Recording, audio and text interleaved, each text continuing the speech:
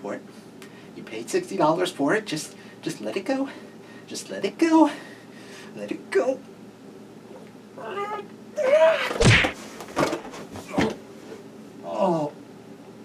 Oh God, why? Remember a time when I talked about how I had to cover some bad games to round out a series? Yeah, looking at this game proved that argument is bullcrap since I have no good reason to do this in the first place. Well, aside from everyone consistently watching the SMT videos more than others, save for me talking about Akechi, I was warned not to cover this game and nobody bugged me to cover these titles. Well, until I started covering the PS2 ones anyway. Pure curiosity got me into this stressful mess, and I thought for sure .hack Link would do that first. And for those worried, my PSP battery is safe. For now. If you couldn't tell already, and if you are a casual fan of Shin Megami Tensei that plays on easy mode to enjoy the plot, just look up a Let's Play. It's truly the better option because the SNES-era SMT titles are brutal, all while lacking some conveniences future titles would add, like the compendium to make fusions easier, minimaps that are easily accessible, or even demons capable of leveling up. Now you might be thinking, but wait, you have a Retron 5 which is capable of using save states. Didn't you just use that to alleviate some of the pain? What part of the word moron do you guys not understand? Well, then the whole technical issue thing with the Retron 5 with Masaokai Shin. I did not want to repeat that. Yeah, my masochistic tendencies won out. Plus, I was afraid of ruining the cartridge since the slots on a Retron 5 feel so much tighter than the ones on their original console. So I played safe in the end in terms of hardware. And hey, I got to experience how this game was originally meant to be played. Which, if that's the case, oh god, I feel bad for the people back then even more now. Hell, I feel bad for picking on Live Alive and comparing it to future SMT titles, since if I did compare it to, say, something like this, I would recommend Live Alive way more. Now, some people may think it's unfair for me to compare this to future titles, but sorry, I'm not pulling my punches here unless I feel the complaint is very minor. The point of these reviews is to see if this is worth playing now, if it has value at this very moment. I won't say this game doesn't hold some kind of value or anything, but I can't say it's any good. Also, my physical copies of Game 1 and 2 are weird, or at least the box art is, as there are characters from different games on the first game's cover. These ones I got at a convention at Too Many Games, not for Immortal Gems, and sadly the store that sold these games, including some Game Boy games I later got, closed down once the human malware came to ruin the lives in 2020. Immortal Gems still has these games, so I'll include the link and the code for 5% off your order. Also, technically, we did get this game in English on the iOS. Obviously, I don't know how to record from there, so here we are stuck with the translated Super Nintendo version. So let's begin this version of Shin Megami Tensei. No fancy subtitles.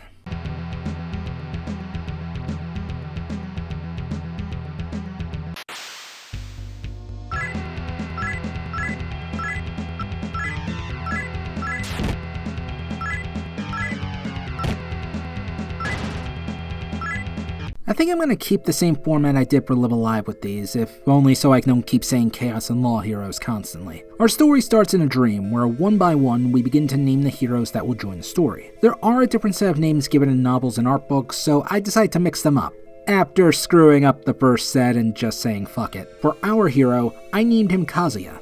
For the hero of Law, who is shown as a man on a cross, I named him Yoshio. For the hero of Chaos, who is beaten up by a demon, I chose Takeshi. You can even adjust their stats, though without a chance to play as them, you may screw up their preferred stat placements. Kazuya, despite being the hero, has no access to magic whatsoever, so points in that are useless, so his other stats deserve a decent boost.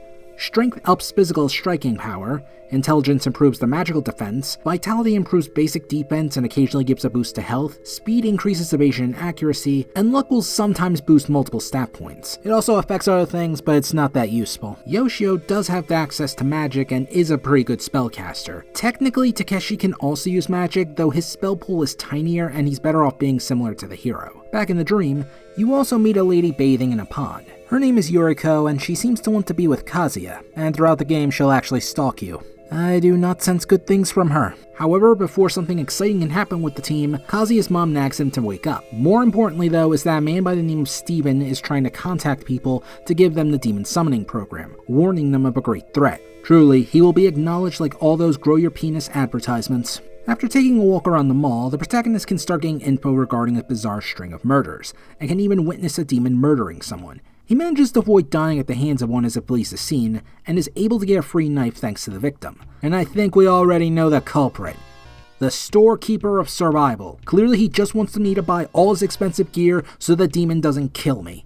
He's in league with that Steven fellow. Kazuya feels the need to nap, despite the fact that there are demons out there and he knows that. And he has another dream. He and his comrades find a bunch of cultists trying to sacrifice the heroine of our story. I went with the name Futsuko, which the cultist doesn't seem to take very well, dying suddenly to... actually, I'm not even sure who. I don't think it was ever explained. As far as stats go, she's similar to Yoshio, better off as a mage since she learns a lot of useful spells. Unlike him, however, her magic is more aligned with lightning as opposed to wind, barring one spell. More mysteries begin to happen, like demons suddenly appearing in the streets more frequently, forcing the player to kill them. And then I meet the police to arrest me for murder. Now, originally over here I had a different kind of joke, but due to current events, I didn't feel comfortable with it. So instead, allow me to just say this. Defund the police, all cops are bad, and now for the moment you're actually waiting for.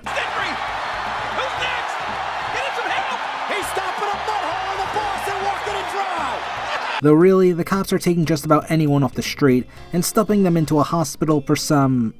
experimentation. Here we also meet Yoshio, who was looking for his girlfriend Futsuko, who went missing though was actually kidnapped. After bum rushing the first person that foolishly opened the cell, they also meet Steven, who gives them access to the demon summoning program. Steven even mentions how he had hoped to gather more support, though the process was more difficult than he imagined.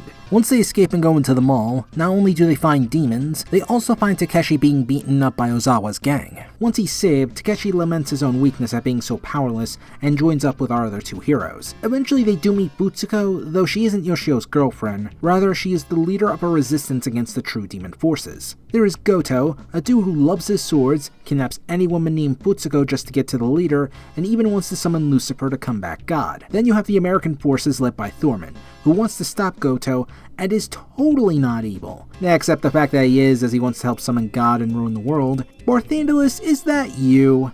Wait, that can't be it. Thorman actually has a personality.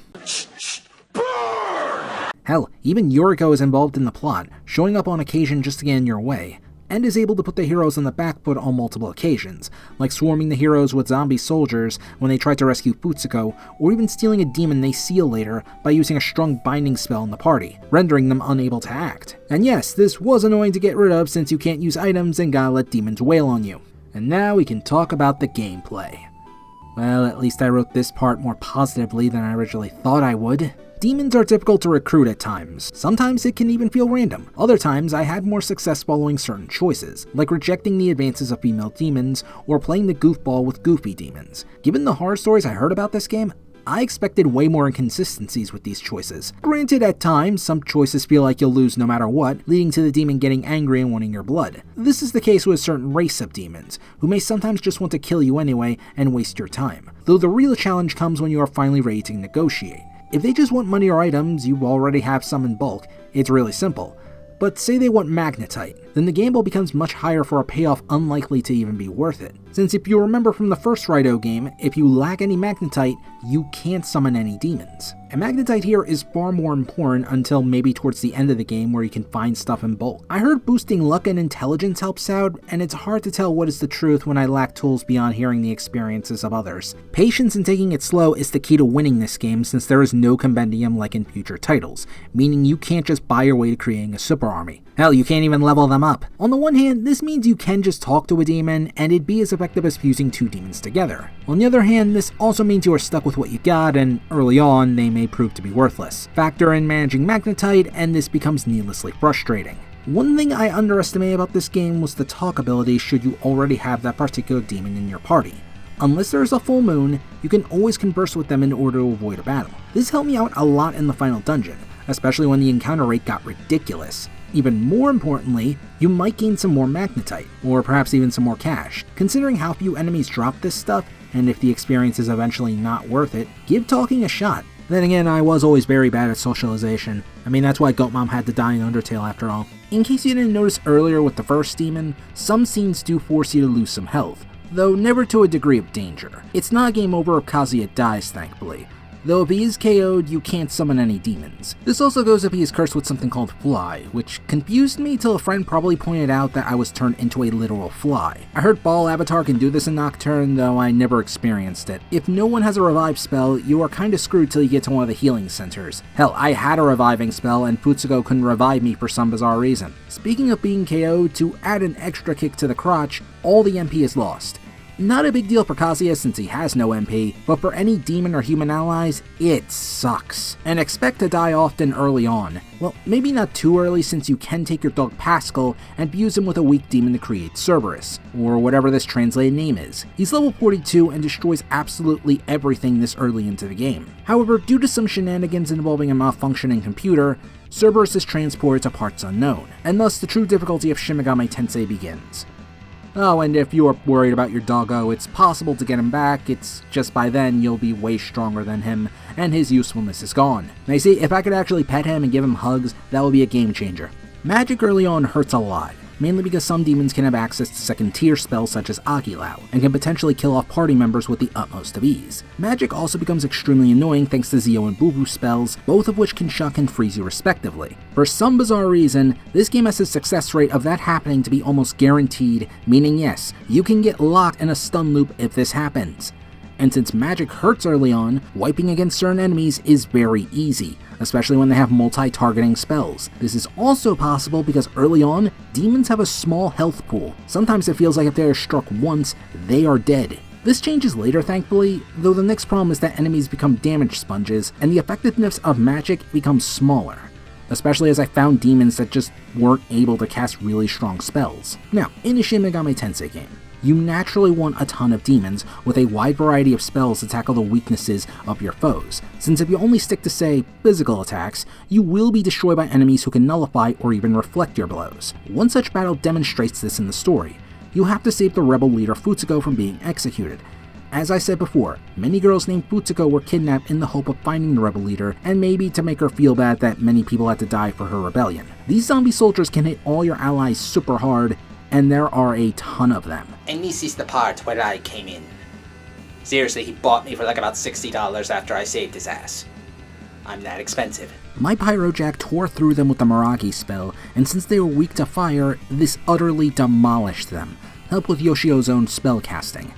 Plus, one major benefit of magic is that it tends to go first above all else, meaning he could cast the spell to demolish foes. But later, it feels like I'm doing chip damage, and those Zio and Bubu spells become very helpful due to their high status effect rate, mostly just to avoid dying. I was confused with how low damage was, until I realized two things. First is that stats among demons are not spread out to take full advantage of their skill sets, so they may have wasted points in magic. Plus, some magical demons don't up their magic to the extreme like I did with Futsugo, so the balance is a bit skewed in this area. The other thing are the tiers of magic. Now, in the regular games, there are 3 tiers. For example, for the fire spell, there is Agi, Agilao, and Agidine, and Dine level is usually the strongest. This game only has 2, as the Dine spells don't appear to exist at all. So this would explain why something like Agilao can do an extreme amount of damage early on, and eventually lose its effectiveness, especially when demons can't level up. And even Futsugo with her magic maxed out can only do so much on her own. Although what's funny is there's a boss who does use the final level of Megiddo. Even funnier is that while this does hit a lot, it was also extremely easy to heal. There is also an extra command.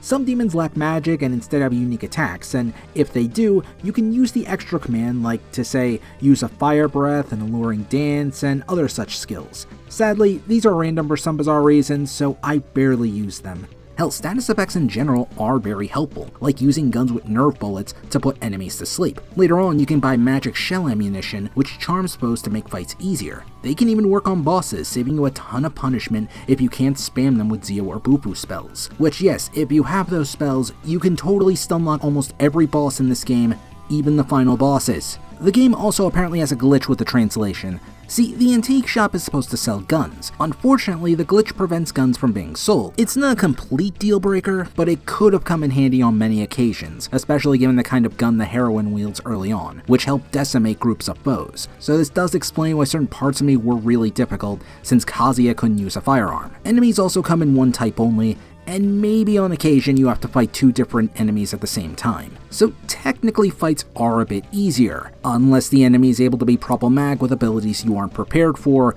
and there's like 9 at a time. But what's really frustrating is how allies choose who to kill. Sometimes they can get things right and focus on one enemy at a time. Other times I found them spraying the damage out evenly, so when one more demon missed, they have to face the consequences. And no, you can't control who to specifically hit. Your inventory is also a pain in the ass sometimes.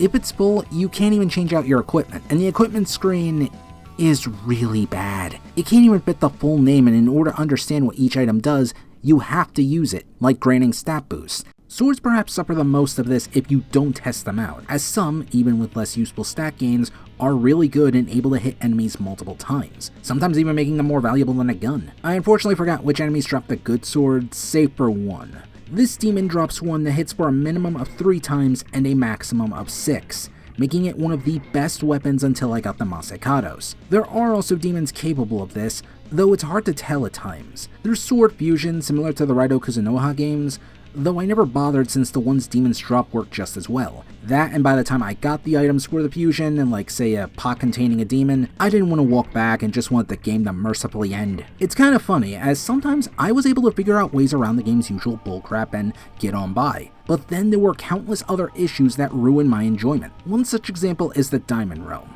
when you're thrown into this dungeon that's similar to the dream state the heroes were in earlier. Your demons are taken from you for some bizarre reason, so you have to go find them and the other heroes. Meaning yes, you are alone and can easily die to swarms of demons. Thank God I upgraded my agility stat. This brings me back to the encounter rate and how hard it is to take a few steps before a fight begins, and more enemies can potentially appear to drag the fight out even longer. Combine that with spells and status effects, and this becomes so much more stressful. I know what I said doesn't sound like a lot, but imagine this going on for 30 hours. Again and again. By the endgame, when I already had the sword and Masekados to tear enemies like nothing, it just became tedious. Even with the talking method, it was so annoying, I used the Fuma Bell to reduce encounters, and if I lacked that, I would need to find a demon who had Estoma, a spell to reduce the encounter rate. And yes, auto battle can be useful, though it's hard to get out of it as I felt I needed to mash the buttons to get out, and you may want to in case an enemy can charm you, reflect physical strikes, etc. It's useful, but also a gamble at times, and you really have to know the enemy. Which brings me to another problem. This game barely explains anything, and this goes beyond just equipment. Sometimes you'll need to find people in cities to learn where to go, though even with that, it's very easy to get lost without a map. Hell, even with a map, thanks to the constant encounters, I did get lost. It's the worst with the world map, as the auto map your demon summoning device has just doesn't work for some bizarre reason. Actually, I lied. Ginza probably has the worst map, as it's so huge and easy to get lost in, until I then saw the Cathedral map and just gave up deciding what's the worst. Now, this isn't the game's biggest sin, as combat still annoyed me more, and you could make the argument this is a good chance to make your own map. Plus hey, we live in the age of game facts. Just be careful of what you're getting into, especially in the dark zones, which are unfun, hard to track yourself even with a map, and are oddly not really dark. Well, Photoshop users are going to have a hell of a lot of fun, but when it comes to direction, spells suffer from this the most, as you have to guess what some of these spells do. Given my experience with other games, I knew quite a few already. Other abilities, however, I had to guess, like learning Grimdora was a powerful wind spell, learning that there's a sacrifice spell to heal your allies, and quite a few more. Again, just use a wikia. It's annoying, but it's better to know what the hell you are doing. And to be fair, you do have a demon analyzing tool. The problem is, again, it doesn't tell you everything, so I'm better off using a frickin' wikia. Finally, there's the alignment. The goddamn alignment. Okay, I hate how this is handled in certain other games already, but this is the most annoying it's been for me next to Game 4. See, if you are neutral, you can summon any demon without issue. Blow to either side, then you can only summon neutral demons and the ones you are currently aligned with, even if you already sacrificed so much to get a demon of the opposite alignment. This can be avoided if you already have the demon out, but if it dies, well, you're screwed. There are thankfully ways to change your alignment, but the process is slow with a capital S, all except for one path, the minigame in Tokyo Destinyland, a theme park. It also has these cut enemies that I really wish were in this game because boy do I want to punch Disney in the face right now. But this is where all that stress broke me, because now you need to find the right path to get to the alignment points you want. The problem is, enemies will also interfere in fights you can't run away from, and if you do, it's very possible to die easily since you take more damage. Adding on to this are succubus enemies who can apparently lower your level. Let me repeat that. They have a spell to lower your damn level. Oh, you better believe I had to use the Zeo shock effect. Also, I found out the hard way this spell can't hit every enemy. I was just thankful that Succubus didn't use this ability too often. Again, I had to waste a Boomabell just to finish this quickly due to all the stress I endured earlier. Also, you can only do this 4 times. Also, there can be a glitch apparently in trying to get one of the other endings. I can't confirm it since I went for neutral, so just be very careful. And don't be surprised if you need to reset the game. Also, this is the only dungeon where the luck stat really matters due to these annoying tests and being cursed a lot, and the value for each test is frigging random. Overall, I find the gameplay has aged quite terribly. It starts okay, becomes frustrating after losing Cerberus, and eventually just becomes tedious towards the end as opposed to being really difficult, and never did I find it really fun either. As for the story, later on it basically becomes a struggle between law and chaos constantly, with bigger and badder bosses showing up for each side. I do appreciate seeing some references in other games making their start here, such as the main quest involving the dead little girl Alice, who has 2 other demons take control of the city so she can be happy. However, the storytelling is barely here. There's one mission where you have to stop robots from being controlled by this mad scientist. Why does he suddenly want humanity and demons dead? There's a simple explanation for that. What's funny is that way later, I found the machine still roaming about despite destroying the computer. Maybe the angels hijacked it? I mean, Metatron is kinda robotic. Hell, even with the Alice quest, I feel some more meat to the story could have been added. Granted, it's also limited in story potential thanks to the presentation. Flashbacks are rarely, if ever, seen, as everything takes place from the perspective of Kazuya, which naturally means there's gonna be info he simply can't see or hear. At least the cities are able to have citizens explain some stuff, so it's not god-awful or anything, just kinda missing some potential. There's only 2 characters who I feel were kind of expanded upon, Yoshio and Takeshi. Everyone else, not so much. However, I need to go into spoilers to really talk about the good and bad, so let's dive right in.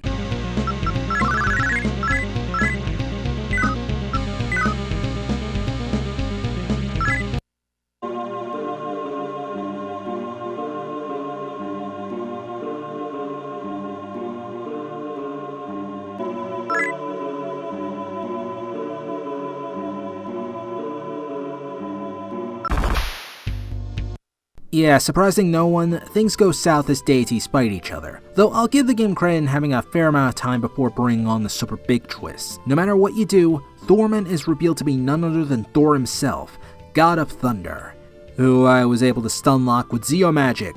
Disney really ruined his abilities. At least his 3rd movie was awesome. After his loss, he puts the hammer down. And by that I mean he has Japan hit with nuclear ICBMs. Kazuya and Futsugo only have 30 seconds to escape harm, which, well, yeah, that goes about as well as you think it does. I gotta admit, it was a tense sequence as you're allowed to run around the place trying to escape, only to realize how fruitless your actions really are. Futsugo, wanting to at least save someone, uses all of her magic to transport Kazuya to that one dungeon I hate. Not really sure how the other 2 were dragged in here since they went up to do their own thing, but whatever. And Futsugo is left to perish in the nuclear fallout, placing all her hopes onto you.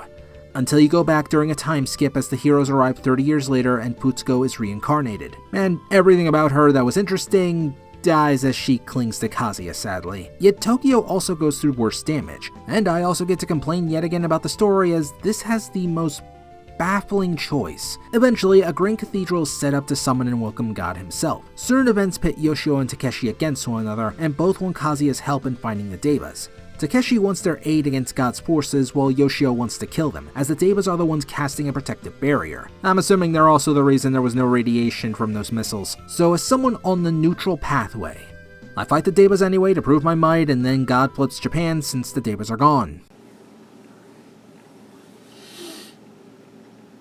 What? So, what the hell was the point of doing anything? It's kind of nonsensical. I mean, I get making the Path of Law look bad here, But there are ways around this, like at least manipulating the hero to still get what they want. Plenty of other villains have done stuff like this in multiple other games. It just ends up making Kazuya on the neutral route look like an idiot. Given how Masakado helps the hero out later if they stick to the neutral path, you could have had something like, the hero has to rush to get more power to counter both sides, like Masakado sends him a message and even teleports him for a boss rush. Would work given how weak these demons are compared to other bosses. But then Tokyo was flooded before he could get to Masakado's, and the plan is ruined. Maybe the flood even makes them wash right into the cathedral, or Futsugo does another desperate teleportation for the both of them, helping to give her some more purpose. It would have made somewhat more sense and given a sense of urgency to the situation, especially if Kazuya hears even more powerful demons are coming. And remember how I said some stories lack a bit of meat to them? Another example deals with Yoriko. It's eventually revealed she is the demon Lilith, a reincarnation of Eve, and that Kazuya is revealed to be a reincarnation of Adam. Guess how much that means to the story and his character. Nothing.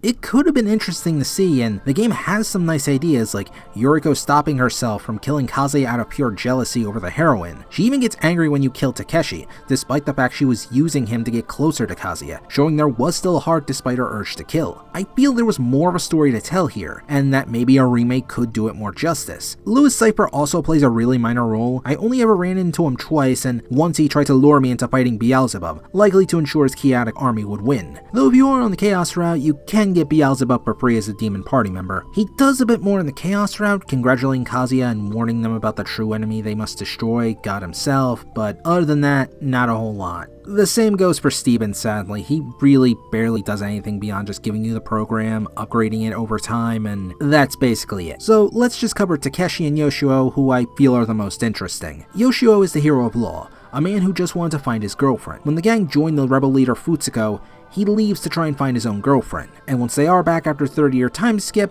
his girlfriend died. Kinda sorta. Turns out she became a demon and her soul is trapped for eternity. This is also the same place Alice and her band of demons are around. Now you can technically save her soul, but I was afraid my alignment would shift drastically, so I didn't. Which is kinda messed up as the world got flooded, so now I'm wondering if she is alive and constantly drowning. And if you guys think I truly am the asshole for doing this, be sure to vote up top on the YouTube poll where it... Oh, right, YouTube removed that. Unfortunately, Yoshio later dies, sacrificing his life to save Kazuya as Yoriko used a binding spell on them earlier, which made them vulnerable to the demon Nebiros, who was also one of the ones watching over Alice. They are able to at least save his soul, except not really. Turns out he is later revived and made into the Pope. Hey, did you know there was a plan in an X-Men comic where they wanted to make Nightcrawler the Pope?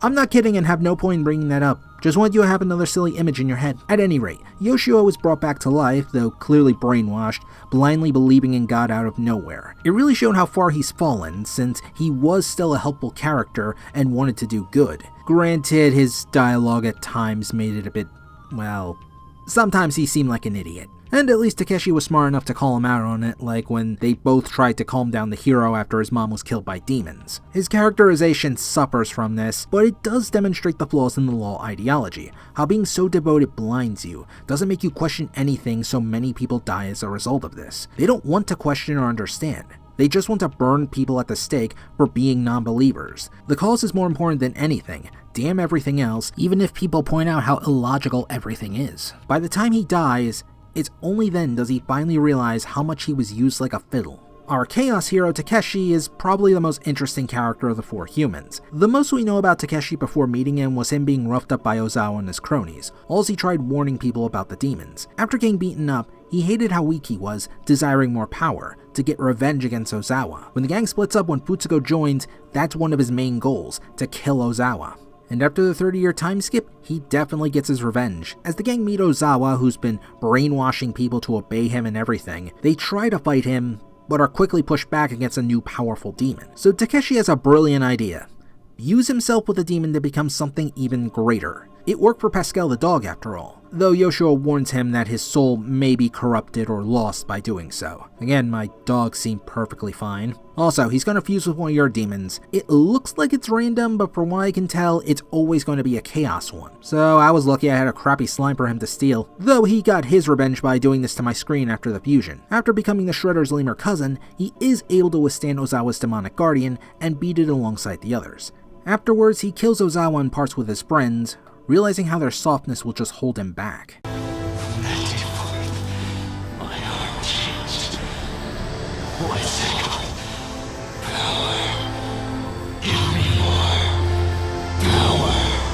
Not really too far off there, Takeshi starts to love fighting and ends up serving King Yama. He keeps warning Kazuya not to go to Ikebukuro, which I did anyway because, hey, story. After refusing to kill in his name, Yama puts Kazuya in prison. Takeshi aids his escape due to their history, though this leads to Yama biting the dust since, well, he was kind of blocking the exit. Takeshi seems shaken up by it at first, though just takes it to mean he has to grow even stronger, which he does so by joining the Ring of Gaia, the ones who want to summon Lucifer. As a reminder, Ozawa helped them out too, so he's kinda becoming the thing he hated in the first place. Kind of. As I played the game, I start to realize that, as far as crimes go, Takeshi technically hasn't committed any atrocities like stripping free will for his own benefit. If anything, compared to say Chiaki and Nocturne, he is acting relatively tame for a Chaos representative. It's here where I started to see how the Chaos hero is jealous of Kazuya, mainly because he gets a female partner named Ri. Though it's really Yuriko and she's just using Takeshi to get closer to Kazuya. He even fights Kazuya for a bit, able to do some damage before deciding he's had enough fun. Yet despite that, he wants Kazuya to join his side. There is a sense of jealousy, I feel, though not to an extent to murder Kazuya just yet, which is why he starts to get more and more pissed off that Kazuya keeps ruining everything, vowing to kill him despite giving him all these chances. And in the finale, he manages to get his duel, and of course gets his ass kicked. Yet at the end, he seemingly doesn't regret his actions, saying this was all a good dream. Perhaps he says this because he got to live out his power fantasy, to do things the way he wanted, to feel superior for once in his life, even though he just lost there. To an extent, I can believe it since I understand the need for a power fantasy. That's one of the main points of Persona 5 after all, as it adopted the whole superhero thing. This is made more apparent in the Chaos route, if the wiki is accurate anyway since I can't find the ending online.